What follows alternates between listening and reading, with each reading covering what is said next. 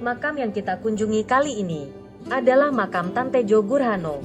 Beliau adalah arsitektur bangunan rumah gadang. Salah satu karyanya adalah Balai Adat Balai Rungsari di Tabek. Menurut cerita, Tan Tejo Gurhano adalah utusan Raja Sultan Iskandar Zulkarnain yang ditugaskan untuk mencari anaknya yang bernama Sultan Suri Maharajo di Rajo, dan ditemukan di Pariangan.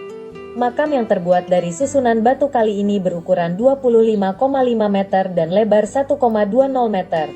Makam ini tumbuhi oleh pohon-pohon besar. Menurut informasi masyarakat setempat mengatakan bahwa ukuran makam ini bila diukur tidak akan sama bila dilakukan berulang-ulang.